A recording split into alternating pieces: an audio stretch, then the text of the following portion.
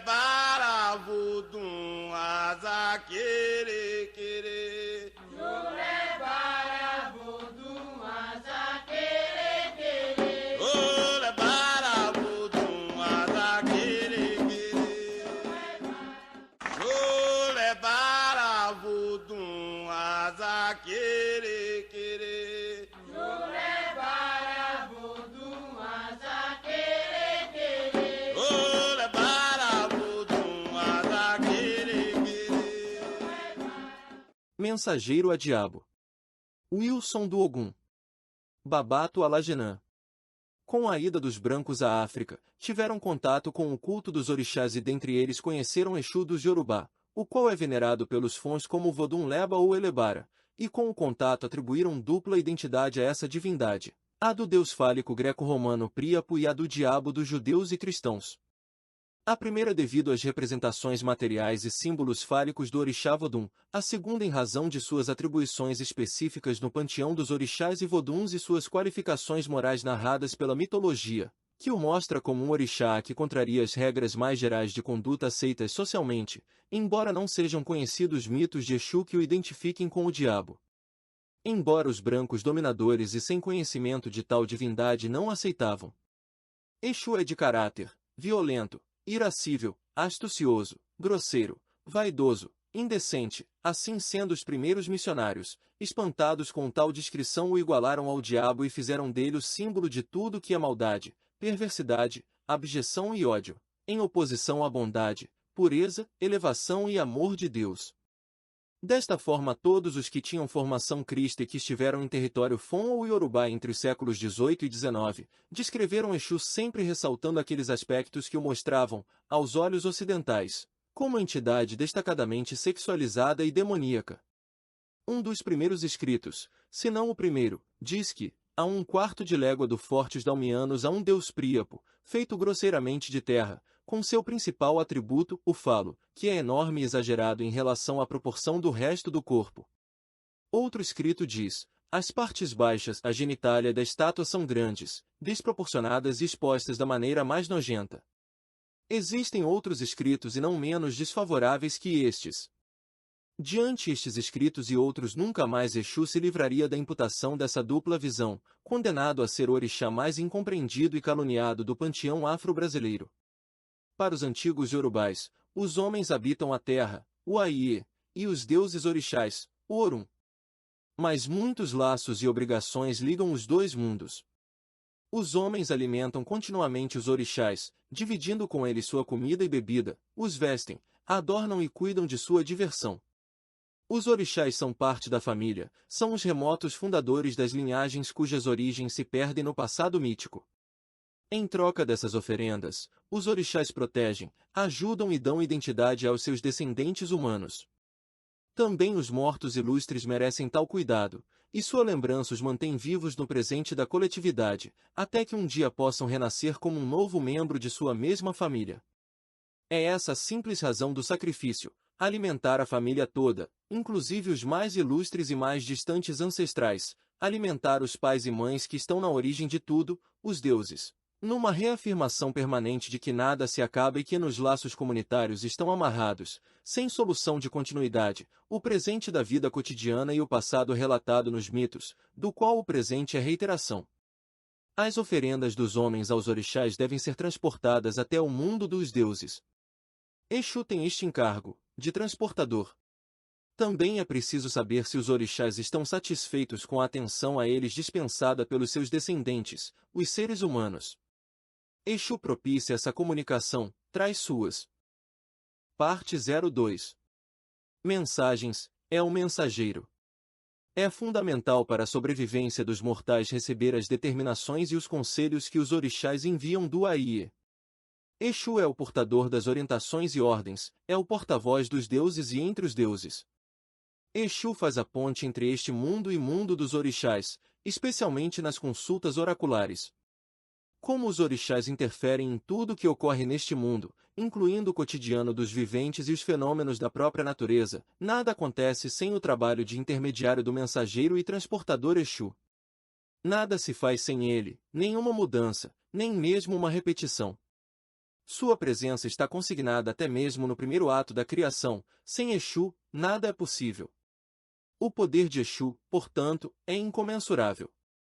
Exu deve então receber os sacrifícios votivos, deve ser propiciado, sempre que algum orixá recebe oferenda, pois o sacrifício é o único mecanismo através do qual os humanos se dirigem aos orixás, e o sacrifício significa a reafirmação dos laços de lealdade, solidariedade e retribuição entre os habitantes do Aie e os habitantes do Orum.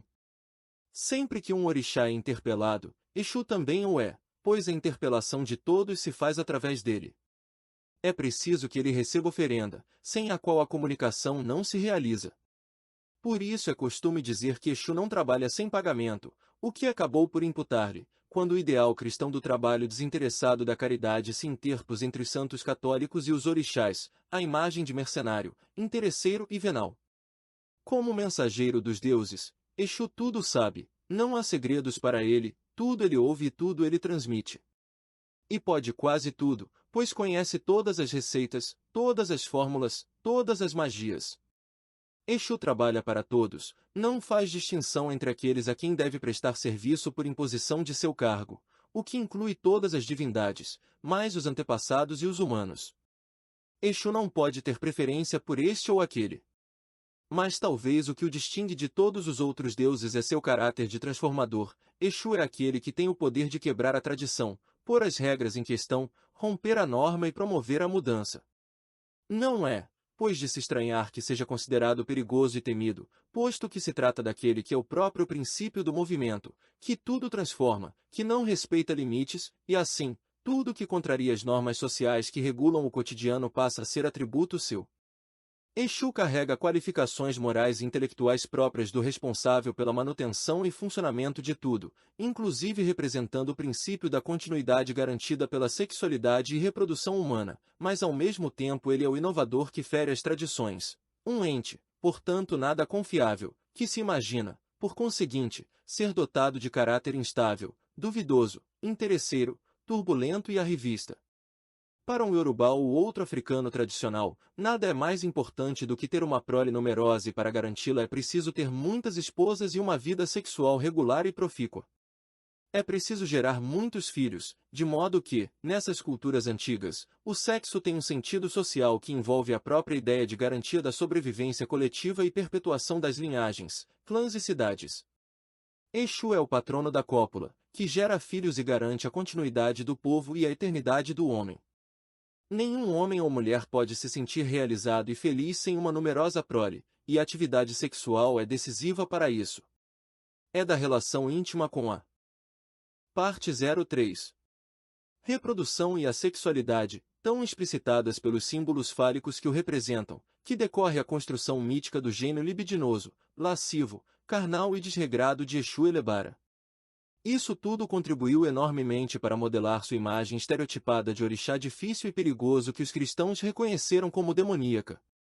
Quando a religião dos orixás, originalmente politeísta, veio a ser praticada no Brasil do século XIX por negros que eram ao mesmo tempo católicos, todo o sistema cristão de pensar o mundo em termos do bem e do mal deu um novo formato à religião africana, no qual um novo papel esperava por Exu.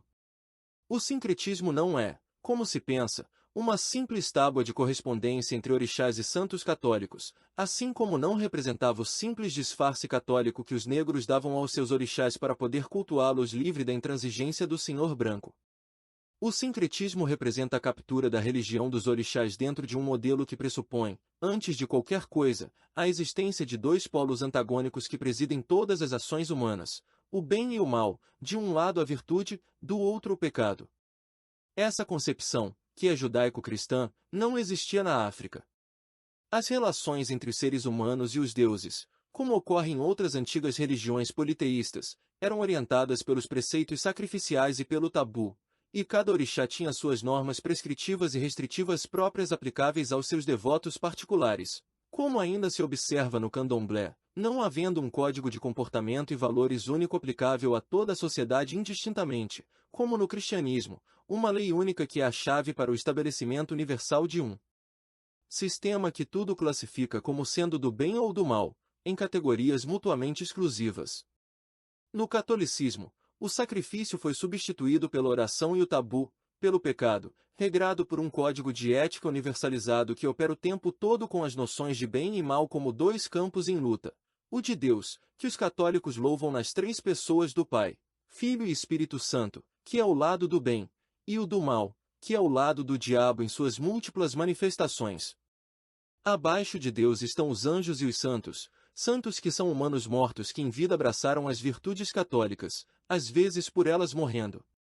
O lado do bem, digamos, foi assim preenchido pelos orixás, exceto Exu, ganhando Oxalá, o orixá criador da humanidade, o papel de Jesus Cristo, o Deus Filho, mantendo-se Oxalá no topo da hierarquia, posição que já ocupava na África, donde seu nome Orixalá ou Orixanlá, que significa o grande orixá. O remoto e inatingível Deus Supremo Olorum dos Yorubais ajustou-se à concepção do Deus Pai judaico-cristão, enquanto os demais orixás ganharam a identidade de santos. Mas ao vestirem a camisa de força de um modelo que pressupõe as virtudes católicas, os orixás sincretizados perderam muito de seus atributos originais, especialmente aqueles que, como no caso da sexualidade entendida como fonte de pecado, podem ferir o campo do bem. Foi sem dúvida o processo de cristianização de Oxalá e outros orixás que empurrou o Exu para o domínio do inferno católico, como um contraponto requerido pelo molde sincrético. Pois, ao se ajustar a religião dos orixás ao modelo da religião cristã, faltava evidentemente preencher o lado satânico do esquema Deus-Diabo, bem e mal, salvação-perdição, céu e inferno. E quem melhor que Exu para o papel do demônio? Sua fama já não era das melhores. Parte 04. Transfigurado no diabo, Exu teve que passar por algumas mudanças para se adequar ao contexto cultural brasileiro hegemonicamente católico. Assim, num meio em que as conotações de ordem sexual eram fortemente reprimidas, o lado priápico de Exu foi muito dissimulado e em grande parte esquecido. Suas imagens brasileiras perderam o esplendor fálico do explícito Elebara, disfarçando-se tanto quanto possível seus símbolos sexuais, pois mesmo sendo transformado em diabo, era então um diabo de cristãos, o que impôs uma inegável pudicícia que Exu não conhecera antes. Em troca ganhou os chifres, rabo e até mesmo os pés de bode próprios de demônios antigos e medievais dos católicos. Com o avanço das concepções cristãs sobre a religião dos orixás, ao qual vieram se juntar no final do século XIX as influências do espiritismo kardecista, que também absorvera orientações, visões e valores éticos cristãos, Exu foi cada vez mais empurrado para o lado do mal, cada vez mais obrigado, pelos seus próprios seguidores sincréticos, a desempenhar o papel do demônio. O coroamento da carreira de Exu como Senhor do Inferno se deu com o surgimento da Umbanda no primeiro quarto do século XX. Apesar de conservar do candomblé o panteão de deuses yorubais, o rito dançado, o transe de incorporação dos orixás e antepassados, e certa prática sacrificial remanescente, a Umbanda reproduziu pouco das concepções africanas preservadas no candomblé. A Umbanda adotou, não sem contradições e incompletudes, certa noção moral de controle da atividade religiosa voltada para a prática da virtude cristã da caridade, concepção estranha ao candomblé. O culto umbandista foi organizado em torno dessa prática, como se dá no kardecismo, com a constituição de um panteão brasileiro subordinado aos orixás formado de espíritos que ajudam os humanos a resolver seus problemas, que são os caboclos, pretos velhos e outras categorias de mortais desencarnados. Na Umbanda, a própria ideia de religião implica essa noção de trabalho mágico, pois sem a atuação direta dos espíritos na vida dos devotos, a religião não se completa. Mas todas essas entidades só trabalham para o bem. Qualquer demanda, qualquer solução de dificuldades, qualquer procura de realização de anseios e fantasias é tudo filtrado pelo código do bem. Se a ação benéfica resultante da interferência das entidades espirituais for capaz de produzir prejuízos a terceiros, ela não pode ser posta em movimento. O bem só pode levar ao bem e nada justifica a produção do mal. O mal deve ser combatido e evitado, mesmo quando possa trazer para uma das partes envolvidas numa relação alguma sorte de vantagem. Mas o processo de formação dessa religião ainda não se completará. Com a substituição na Umbanda, ao menos em parte, da ideia africana de tabu pela noção católica de pecado, a prática mágica tradicional, que no candomblé era destituída de imposições éticas, ficou aprisionada numa proposta umbandista de religião que desejava ser moderna, europeia, branca e ética, apesar das raízes negras que, aliás, procurou apagar tanto quanto possível. Ao mesmo tempo, a Umbanda não abandonou as práticas mágicas, ao contrário, fez delas um objetivo bem definido, o centro da sua celebração ritual. Porém houveram novas transformações a qual foi chamada de Quimbanda, para demarcar fronteiras que a ela interessava defender para manter sua imagem de religião do bem. Parte 5. Passou a ser o domínio de Exu, agora sim definitivamente transfigurado no diabo, aquele que tudo pode, inclusive fazer o mal. Com essa divisão cristã de tarefas, tudo aquilo que os caboclos, pretos velhos e outros guias do chamado panteão da direita se recusam a fazer, por razões morais, Exu faz sem pestanejar. Assim, enquanto o demonizado Exu faz contraponto com os santificados orixás e espíritos guias, a Quimbanda funciona como uma espécie de negação ética da Umbanda, ambas resultantes de um mesmo processo histórico de cristianização da religião africana. Como quem esconde o diabo, a Umbanda escondeu Exu na Quimbanda, pelo menos durante seu primeiro meio século de existência, para assim, longe da curiosidade pública, poder com ele livremente operar. Não faltou, entre os primeiros consolidadores da doutrina umbandista, quem se desse ao trabalho de identificar, para cada uma das inúmeras qualidades e invocações de Exu, um dos conhecidos nomes dos demônios que povoam a imaginação e as escrituras dos judeus e cristãos. Além de se ver chamado pelos nomes do diabo ocidental em suas múltiplas versões, Exu foi compelido a compartilhar com os demônios suas missões especializadas no ofício do mal, tudo, evidentemente, numa perspectiva essencialmente cristã. A maldição imposta a Exu na África por missionários e viajantes cristãos desde o século XVIII foi sendo completada no Brasil nos séculos XIX e XX. A Umbanda é uma religião de espíritos de humanos que um dia viveram na Terra, os guias. Embora se reverenciem os orixás, são os guias que fazem o trabalho mágico, são eles os responsáveis pela dinâmica das celebrações rituais. Exu, que é fundamental no atendimento dos clientes e devotos, portanto peça básica da dinâmica religiosa, assumiu na Umbanda o aspecto de humano desencarnado que é a marca dos caboclos e demais entidades da direita. Diabo sim, mas diabo que foi de carne e osso, espírito, guia. Assim como os caboclos foram um dia índios de reconhecida bravura e invejável bom caráter, não sem uma certa inocência própria do bom selvagem, inocência perdida com a chegada ao novo mundo da nossa sociedade do pecado. Assim como os pretos velhos foram negros escravos trabalhadores, dóceis, pacíficos e sábios, os Exus, agora no plural, foram homens de questionável conduta, assaltantes, assassinos, ladrões, contrabandistas, traficantes, vagabundos, malandros, aproveitadores, proxenetas, bandidos de toda a laia, homens do diabo, por certo, gente ruim, figuras do mal. O imaginário tradicional umbandista, para não dizer brasileiro, acreditava que muito da maldade humana é próprio das mulheres, que o sexo feminino tem o estigma da perdição, que é marca bíblica, constitutiva da própria humanidade, desde Eva. O pecado da mulher é o pecado do sexo, da vida dissoluta, do desregramento, é o pecado original que fez o homem se perder. Numa concepção que é muito ocidental, muito católica. Então Exu foi também feito mulher, deu origem à pombagira, o lado sexualizado do pecado. Quem são as pombagiras da Quimbanda? Mulheres perdidas, por certo, prostitutas, cortesãs, companheiras bandidas dos bandidos amantes, alcoviteiras e cafetinas, jogadoras de cassino e artistas de cabaré, atrizes de vida fácil, mulheres dissolutas, criaturas sem família e sem honra. O quadro completou-se, o chamado panteão da esquerda multiplicou-se em dezenas e dezenas de. Parte 6.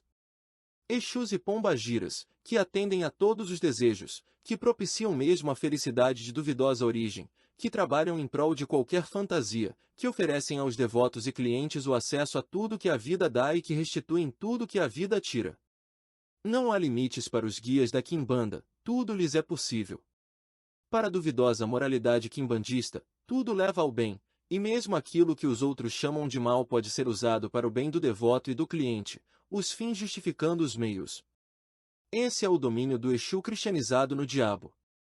Quando incorporado no transe ritual, Exu veste-se com capa preta e vermelha e leva na mão o tridente medieval do capeta, distorce mãos e pés imitando os cascos do diabo em forma de bode, dá as gargalhadas soturnas que se imagina próprias do Senhor das Trevas, bebe, fuma e fala palavrão. Nada a ver com o traquinas, trapaceiro e brincalhão mensageiro dos deuses iorubais. No candomblé, como na África, Exu é concebido como divindade múltipla, o que também ocorre com os orixás, que são reconhecidos e venerados através de diferentes invocações, qualidades ou avatares, cada qual referido a um aspecto mítico do orixás. Há uma sua função específica no patronato do mundo, há um acidente geográfico a que é associado, etc. Sendo o próprio movimento, Exu se multiplica ao infinito, pois cada casa, cada rua, cada cidade, cada mercado, etc. tem seu guardião. Também cada ser humano tem seu Exu, que é assentado, nominado e regularmente propiciado, ligando aquele ser humano ao seu orixás pessoal e ao mundo das divindades. São muitas as invocações de Exu, muitos os seus nomes. Segundo Ogan Gilberto de Exu, são os seguintes os nomes e atribuições de Exu mais conhecidos: Iangi, o primeiro da criação, representado pela laterita, Exu Abá, Abo, ou Moabo, o mais velho, Ibaquetá, o Exu da cabaça assentamento, Ocotó, o patrono da evolução, representado pelo caracol, Obassim, o companheiro de Odudua, Odara, o dono da felicidade, da harmonia, Ojicebó, o mensageiro dos orixás, Eleru, o que transporta o carrego dos iniciados, Enubarijó, o que propicia a prosperidade, Elebaraú.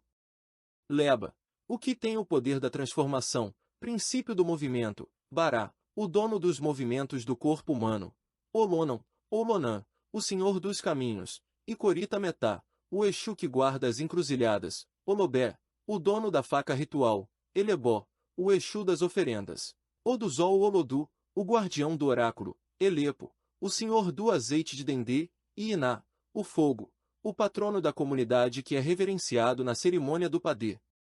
A estes nomes qualidades de Exu podemos acrescentar outros registrados por Verger na África e no Brasil, como Eleembó, Laroye, Alaquetu, o senhor do Queto, Aqueçam, senhor do mercado de Oió, Lalu e Gelu, além de nomes que Verger acredita no Brasil aos cultos de origem Fon e Banto, a saber, Tiriri, Gelebara, Jigidi, Mavambo, Emberequetê, Cinza Muzila e Barabo.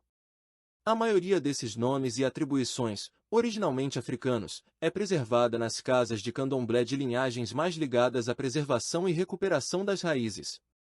São nomes que indicam sucintamente as distintas funções de Exu, o mensageiro, o transportador, o transformador, o repositor e o doador. Tais nomes e atribuições estão, contudo, ausentes na maior parte da Umbanda e em certos segmentos do Candomblé, em que o reconhecimento de Exu como o diabo é explícito, sendo sua hierarquia conhecida e. Parte 7. Bastante divulgada por publicações religiosas. Segundo a tábua umbandista de correspondência Exu-Diabo, a entidade suprema da esquerda é o Diabo Maioral, ou Exu-Sombra, que só raramente se manifesta no transe ritual. Ele tem como generais Exu-Marabo ou Diabo Puti Satanaica, Exu-Mangueira ou Diabo Agalieraps, Exu-Mora ou Diabo Beuzebu, Exu-Rei das Sete Encruzilhadas ou Diabo Astaroth, Exu-Tranca-Rua ou Diabo Tashimash, Exu-Veludo ou Diabo Sagatana, Exu-Tiriri ou Diabo Fleurute, Exu dos Rios ou Diabo Nesbiros e Exu-Calunga ou Diabo Sirash. Sob as ordens destes e comandando outros mais estão Exu Ventania ou Diabo Baixarde, Exu Quebra-Galho ou Diabo Frismos, Exu das Sete Cruzes ou Diabo Merrifield, Exu Tronqueira ou Diabo Clistere, Exu das Sete Poeiras ou Diabo Silchard, Exu Giramundo ou Diabo Segal, Exu das Matas ou Diabo Ikpact, Exu das Pedras ou Diabo Mots, Exu dos Cemitérios ou Diabo Fruciciere, Exu Morcego ou Diabo Gulan, Exu das Sete Portas ou Diabo Sugat, Exu da Pedra Negra ou Diabo Clownecha, Exu da Capa Preta ou Diabo Muzigem, Exu Marabá ou Diabo Ictogaras, e Exu Mulher, Exu Pombagira, simplesmente Pombagira ou Diabo Clepote.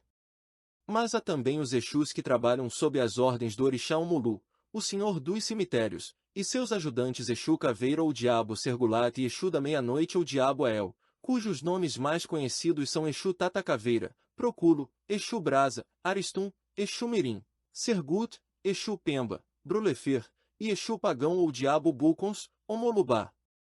Na Umbanda, assim como no Candomblé, cada Exu cuida de tarefas específicas, sendo grande e complexa a divisão de trabalho entre eles. Por exemplo, Exu Veludo oferece proteção contra os inimigos. Exu tranca-rua pode gerar todo tipo de obstáculos na vida de uma pessoa. Exu pagão tem o poder de instalar o ódio no coração das pessoas. Exu mirim é o guardião das crianças e também faz trabalhos de amarração de amor. Exu pemba é o propagador das doenças venéreas e facilitador dos amores clandestinos. Exu morcego tem o poder de transmitir qualquer doença contagiosa. Exu das 7 portas facilita a abertura de fechaduras, cofres e outros compartimentos secretos, materiais e simbólicos. Exu tranca tudo é o regente de festins e orgias. Exu da Pedra Negra é invocado para o sucesso em transações comerciais. Exu Tiriri pode enfraquecer a memória e a consciência. Exu da Capa Preta comanda as arruaças, os desentendimentos e a discórdia. Igualmente são múltiplos os nomes e funções de Pombagira: Pombagira Rainha, Maria Padilha, Pombagira Sete Saias, Maria Mulambo, Pombagira da Calunga, Pombagira Cigana, Pombagira do Cruzeiro, Pombagira Cigana dos 7 Cruzeiros, Cigana da Lua, Pombagira das Almas, Pombagira Maria Quitéria, Pombagira Dama da Noite, Pombagira Menina, Pombagira Mirongueira, Pombagira Menina da Praia. Pombagira é especialista notória em casos de amor, e tem poder para propiciar qualquer tipo de união amorosa e sexual. Ela trabalha contra aqueles que são inimigos seus e de seus devotos. Pombagira considera seus amigos todos aqueles que a procuram necessitando seus favores e que sabem como agradecer-lhe e agradá-la. Deve-se presentear Pombagira com coisas que ela usa no terreiro, quando incorporada, tecidos sedosos para suas roupas nas cores vermelho e preto, perfumes, joias e bijuterias, champanhe e outras bebidas, cigarro, cigarrilha e piteira, rosas vermelhas abertas. Parte 8. Nunca botões, além das oferendas de obrigação, os animais sacrificiais, sobretudo no candomblé, e as de despachos deixados nas encruzilhadas, cemitérios e outros locais, a depender do trabalho que se faz, sempre iluminado pelas velas vermelhas, pretas e, às vezes, brancas. Até 1 ou 2 décadas atrás, as sessões de quimbanda, com seus exus e pombagiras manifestados no ritual de transe, eram praticamente secretas. Realizadas nas avançadas horas da noite em sessões fechadas do terreiro de Umbanda, a elas só tinham acesso os membros do terreiro e clientes e simpatizantes escolhidos a dedo, tanto pelo imperativo de suas necessidades como por sua discrição. Era comum entre os seus cultores negar a existência dessas sessões. A quimbanda nasceu como um departamento subterrâneo da Umbanda e como tal se manteve por quase um século, embora desde sempre se soubesse da regularidade desses ritos e se pudessem reconhecer nas encruzilhadas as oferendas deixadas para Exu. Aos poucos o culto do Exu de Umbanda foi perdendo seu caráter secreto e escondido. Mas nunca houve quem admitisse, seja na Umbanda ou no Candomblé, trabalhar para o mal por meio de Exu. O mal, quando acontece, é sempre interpretado como consequência perversa da prática do bem, pois tudo tem seu lado bom e seu lado mau, de modo que as situações que envolvem os Exus são sempre contraditórias. Se uma mulher está apaixonada por um homem comprometido, por exemplo, e procura ajuda no terreiro, a única responsabilidade da sacerdotisa e da própria entidade invocada é a de atender à súplica. Se a outra mulher tiver que ser abandonada, a culpa é de seu descaso, por não ter procurado e propiciado as entidades que deveriam defendê-la. Se 2 ou mais pessoas estão engajadas em polos opostos de uma disputa, isto significa que há uma guerra entre os litigantes humanos que também envolve seus protetores espirituais, e nada se pode fazer senão tocar a luta adiante, e vencer. Para um praticante desse tipo de relação com o sobrenatural, distinguir entre as questões do bem e a do mal é irrelevante, é dúvida que não se aplica. Esse modo de pensar legitima a prática da magia em todas as suas formas. A grande expansão da Umbanda por todo o país, iniciada nos começos do século XX, e a recente propagação do Candomblé que vem ocorrendo de maneira crescente nas últimas 3 décadas colocaram em contato muito estreito doutrinas e práticas dessas 2 religiões. Tanto no Sudeste como no Nordeste e demais regiões, o Candomblé de orixás, das mais diferentes nações, que anteriormente havia incorporado o culto das entidades indígenas do Candomblé de Caboclo, e em casos mais localizados o dos mestres do Catimbó, acabou por aderir também aos rituais de Exus e Pombagiras conforme a prática umbandista. Desde alguns anos, as religiões afro-brasileiras conquistaram um espaço maior de liberdade de culto, num contexto em que se amplifica a diferenciação religiosa e se forma um mercado mágico religioso plural, com o aumento da tolerância religiosa e valorização das diferenças. A quimbanda foi deixando de ser escondida e secreta e seus salões se abriram para um público curioso e ávido por conhecer os favores mágicos de seus Exus e pombagiras, que povoaram sem distinção tanto terreiros de Umbanda como de Candomblé. Hoje em dia, terreiro de Candomblé sem os Exus e pombagiras da Umbanda, sobretudo os de origem mais recente, se contam nos. Parte 9. Dedos. A iconografia brasileira dos Exus não deixa dúvida sobre o que se pensa deles nas casas em que se observa o culto de quimbanda. Na verdade, não é preciso ir a um templo em que se realiza culto a essas entidades para ver as estátuas de gesso dos Exus e pombagiras de quimbanda em tamanho natural, monumentos figurativos de gosto duvidoso, figuras masculina e femininas concebidas com as roupas, adereços e posturas que se imaginam próprias dos soberanos do inferno e dos humanos decaídos. Para apreciar a iconografia dos Exus, basta andar pela rua e passar em frente a uma loja de artigos religiosos de Umbanda e Candomblé, que tem certa predileção de exibir essas estátuas à venda na entrada dos estabelecimentos, bem à vista. Há uma grande variedade dessas imagens, umas grandes, outras de tamanhos menores, um modelo para cada Exu, um para cada pombagira, estas com frequência idealizadas com roupas sumárias se não escandalosas, lembrando mulheres de vida fácil no imaginário popular. Nos terreiros, elas se encontram no barracão ou mais preferencialmente nos quartos do culto reservado aos iniciados, os quartos de santo, ou, conforme a designação umbandista, na tronqueira, o quarto dos Exus.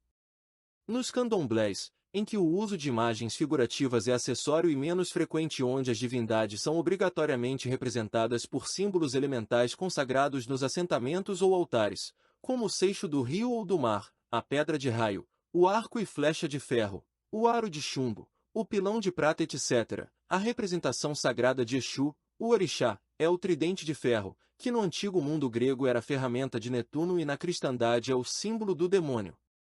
Essas ferramentas estão expostas com fartura nas lojas de Umbanda e Candomblé. Também as tronqueiras da Umbanda são povoadas de assentamentos montados com os ferros que representam os Exus, os garfos de Exu, tendo as pombagiras ganhado também esse tipo de representação material, que, para distinguir-se daquelas das entidades masculinas, tem um formato arredondado. O falo reaparece na iconografia afro-brasileira de Exu, mas como órgão genital ereto de estatuetas masculinas de ferro com chifres e rabo de diabo, que levam na mão um forcado de 3 dentes. O convívio aberto dos devotos e clientes com as entidades de esquerda que hoje se observa e a ampla popularização de seu culto tem, contudo, apresentado um efeito banalizador e desmistificador no que diz respeito à sua suposta natureza de diabo. Exu e pombagira, por causa de sua convivência estreita com os humanos propiciada pelo transe, passam assim a ser encarados mais como compadres, amigos e guias dispostos a ajudar quem os procura, do que propriamente como demônios. Por outro lado, no processo de competição entre as religiões no contexto de um mercado de bens mágicos cada vez mais agressivo e de ofertas cada vez mais diversificadas, muitos terreiros, para se distinguir de outros, fazem questão de enfatizar e dar relevo às supostas características diabólicas de suas entidades da esquerda. Em candomblés desse tipo, geralmente frequentados e às vezes dirigidos por pessoas que estão longe de se orientar por modelos de conduta mais aceitos socialmente, se pode contratar qualquer tipo de serviço mágico, qualquer que seja o objetivo em questão. E Exu, o diabo de corpo retorcido, postura animalesca e voz cavernosa, é a entidade mobilizada. Parte 10. Juntamente com a espalhafatosa e desbriada companheira pombagira, para os trabalhos mágicos nada recomendáveis que fazem o negócio rendoso de um tipo de terreiros que eu não hesitaria em chamar de candomblé bandido.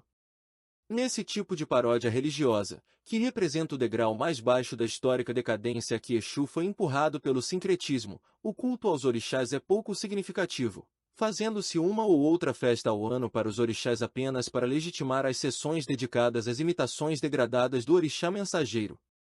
Ao lado dessas práticas também há candomblés e umbandas que tocam para Exus e pombagiras que se dedicam, como os caboclos e pretos velhos, ao chamado trabalho para o bem.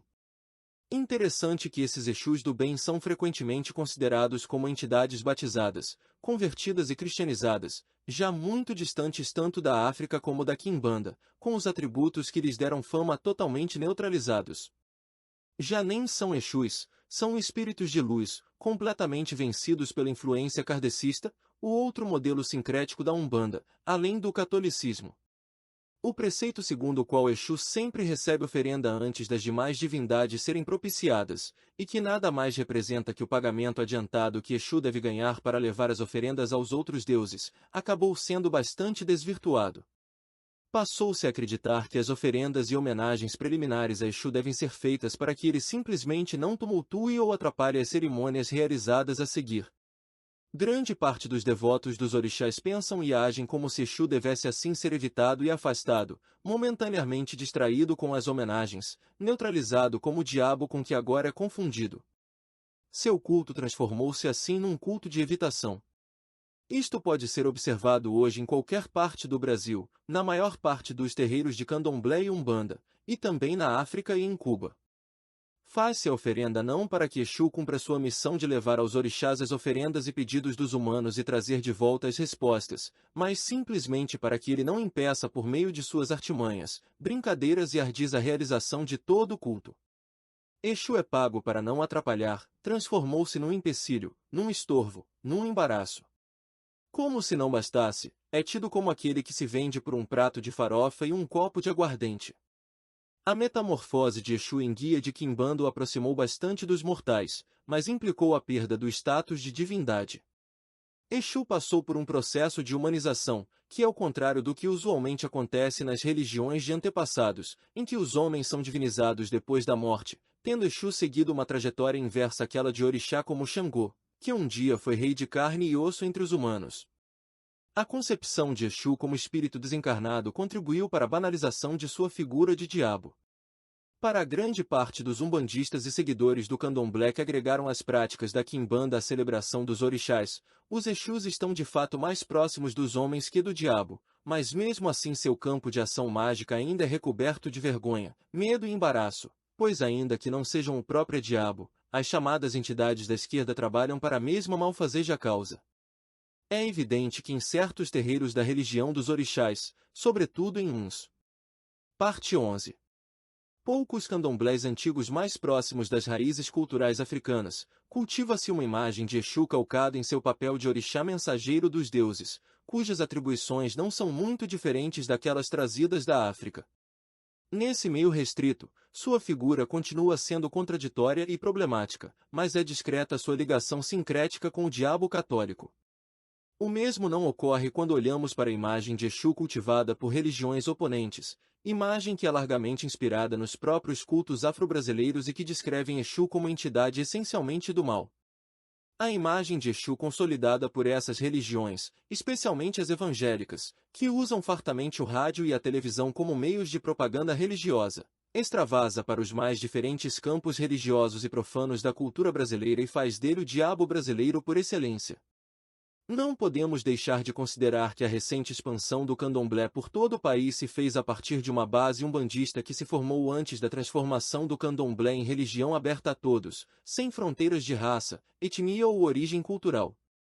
A maior parte dos que aderiram ao candomblé nos últimos 20 ou 30 anos, naquelas regiões do país em que o candomblé só chegou recentemente, foram antes umbandistas. E a adesão ao candomblé não tem significado para parcela significativa deles o compromisso de abandonar completamente concepções e entidades da Umbanda. Ao contrário, há um repertório umbandista que cada vez mais é agregado ao candomblé, a ponto de se falar frequentemente numa modalidade religiosa que seria mais facilmente identificada por um nome capaz de expressar tal hibridismo, como umbandomblé. Também o candomblé influencia terreiros de Umbanda e os empréstimos rituais e doutrinários que podemos observar não são poucos. Assim, em muitos terreiros, Exu pode ter uma dupla natureza.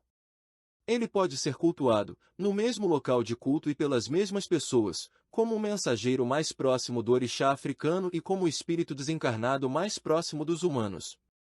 E muitos fiéis, tanto da Umbanda como do candomblé, se perguntam sobre a natureza de Exu, santo ou demônio. É certo que as transformações de Exu ainda não se completaram, para seus próprios seguidores, Exu é um enigma sempre mais intrincado. A imagem de Exu, o diabo, é fartamente explorada pelas religiões que disputam seguidores com a Umbanda e o Candomblé no chamado mercado religioso, especialmente as igrejas neopentecostais. Como mostrou Ricardo Mariano, o neopentecostalismo caracteriza-se por enxergar a presença e a ação do diabo em todo lugar e em qualquer coisa e até invocar a manifestação de demônios nos cultos para humilhá-los e os exorcizar. Demônios aos quais os evangélicos atribuem todos os males que afligem as pessoas e que identificam como sendo, especialmente, entidades da Umbanda, deuses do Candomblé e espíritos do kardecismo, ocupando os Exus e Pombagiras um lugar de destaque no palco em que os pastores exorcistas fazem desfilar o diabo em suas múltiplas versões. Em ritos de exorcismo que é agressivo, Exus e Pombagiras são mostrados no corpo possuído de novos conversos saídos da Umbanda e do Candomblé, com a exibição de posturas e gestos estereotipados aprendidos pelos ex-seguidores nos próprios terreiros afro-brasileiros. Todos os males, inclusive o desemprego, a miséria, a crise familiar, entre outras. Parte 12. Aflições que atingem os cotidianos das pessoas, sobretudo os pobres, são considerados pelos neopentecostais como tendo origem no diabo, identificado preferencialmente com as entidades afro-brasileiras. O desemprego, por exemplo, ao invés de ser considerado como decorrente das injustiças sociais e problemas da estrutura da sociedade, como explicariam os católicos das comunidades eclesiais de base, outras igrejas destacam como resultante da possessão de alguma entidade como Exu Tranca-Rua ou Exu Sete Encruzilhadas. Neste caso, o exorcismo deve expulsar o Exu que provoca o desemprego. Os evangélicos se valem ritualmente do transe de incorporação afro-brasileiro para trazer à cena as entidades que eles identificam como demoníacas e se propõem a expulsar em ritos que chamam de libertação. Marisa Soares identifica outro paralelo muito expressivo entre o rito umbandista do transe e o rito exorcista pentecostal. Diz ela, a sexta-feira é conhecida na Umbanda como o dia das giras de Exu que se dão geralmente à noite. À meia-noite, hora grande de sexta para sábado é o momento em que os Exus se manifestam e trabalham. É justamente nesta mesma hora que nas igrejas evangélicas estão sendo realizadas as cerimônias onde esses Exus são invocados para, em seguida, serem expulsos dos corpos das pessoas presentes. Ao descrever um ritual exorcista presenciado em um templo em que se expulsava uma entidade que foi incorporada através do transe e que se identificou como Exu Tranca-Rua, Mariano registrou os versos do cântico então entoado freneticamente pelos fiéis. Tranca-Rua e Pombagira combinaram acabar com a vida do cristão torce, retorce, você não pode não, eu tenho Jesus Cristo dentro do meu coração. Eles acreditam que há um pacto firmado entre as entidades demoníacas para se apossar dos homens e os destruir pela doença, pelo infortúnio, pela morte. É o que representa Exu para tais então religiosos. Entre os seguidores do catolicismo, a velha animosidade contra as religiões afro-brasileiras, que parecia arrefecida desde a década de 1960, quando a Igreja Católica deixou de lado a propaganda contra a Umbanda, que chamava de baixo espiritismo, reavivou-se com a renovação carismática. Um movimento conservador que divide com o pentecostalismo muitas características, inclusive a intransigência para com outras religiões, o catolicismo carismático voltou a bater na tecla de que as divindades e entidades afro-brasileiras não passam de manifestações do diabo, que se apresenta a todos, sem disfarce, nas figuras de Exus e Pombagiras. Está de volta a velha perseguição católica aos cultos afro-brasileiros, agora sem contar com o braço armado do Estado, cuja polícia, pelo menos até o início da década de 1940, prendia praticantes e fechava terreiros, mas podendo se valer de meios de propaganda igualmente eficazes. Exu, o diabo, mobiliza e legitima, aos olhos cristãos, o ódio religioso contra a Umbanda e o Candomblé, corporificado em verdadeira guerra religiosa de evangélicos contra afro-brasileiros. Essa é a concepção mais difundida que se tem de Exu na sociedade brasileira, é o que se vê na televisão e o que se dissemina pela mídia. Na ideia mais corrente que se tem de Exu, ele está sempre associado com a magia negra, com a produção do mal e até mesmo com a morte, uma ideia que certos feiticeiros que se apresentam como sacerdotes afro-brasileiros fazem questão de propagar.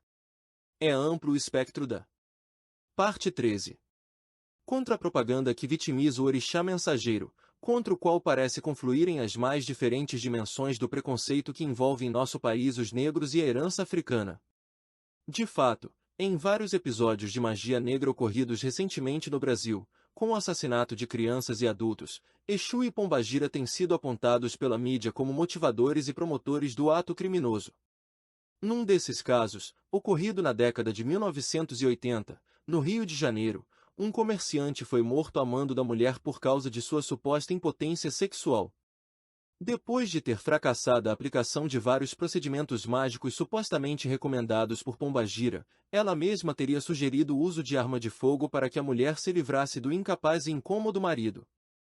Os implicados acabaram condenados, mas a própria Pombagira, em transe, acabou comparecendo à presença do juiz.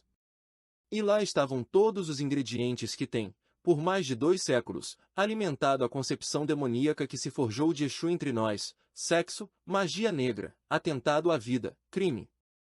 No interior do segmento afro-brasileiro, podemos contudo observar nos dias de hoje um movimento que encaminha Exu numa espécie de retorno aos seus papéis e status africanos tradicionais.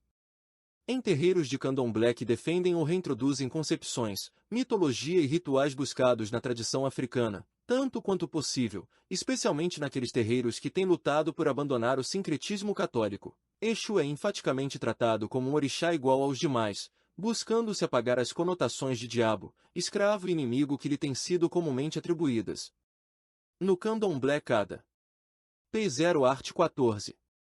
Membro do culto deve ser iniciado para um orixá específico, que é aquele considerado seu antepassado mítico, sua origem de natureza divina. Os que eram identificados pelo jogo oracular dos búzios como filhos de Exu estavam sujeitos a ser reconhecidos como filhos do diabo e, por isso, acabavam sendo iniciados para outro orixá, especialmente para algum xoroque, uma das formas que se apresenta Exu. Até pouco tempo, eram raros e notórios os filhos de Exu iniciados para Exu. Nas décadas de 1930 e 40, pelo menos, a identificação de Exu com o diabo não era nada sutil, e ser filho de Exu era realmente um grande problema, que devia ser ritualmente contornado nos atos de iniciação. Não se diz que a pessoa é filha de Exu, mas que tem um carrego de Exu, uma obrigação para com ele, por toda a vida. Esse carrego se entrega a algum ajá, um ogum que mora com Odé e Exu, e se alimenta de comida crua, para que não tome conta da pessoa. Nos dias de hoje, isso tudo vem mudando à medida que avança o movimento de desincretização e já há filhos de Exu orgulhosos de sua origem. Em muitos terreiros de candomblé, concepções e práticas católicas que foram incorporadas à religião dos orixás em solo brasileiro vão sendo questionadas e deixadas de lado. Quando isso ocorre, Exu vai perdendo, dentro do mundo afro-brasileiro, a condição de diabo que a visão maniqueísta do catolicismo a respeito do bem e do mal a ele impingiu, uma vez que foi exatamente a cristianização dos orixás que transformou Oxalá em Jesus Cristo, Iemanjá em Nossa Senhora, outros orixás em santos católicos, e Exu no diabo. Nesse processo de desincretização, que é um dos aspectos do processo de africanização porque passa certo segmento do candomblé, Exu tem alguma chance de voltar a ser simplesmente o orixá mensageiro que detém o poder da transformação e do movimento, que vive na estrada, frequenta as encruzilhadas e guarda a porta das casas, orixá controvertido e não domesticável, porém nem santo nem demônio.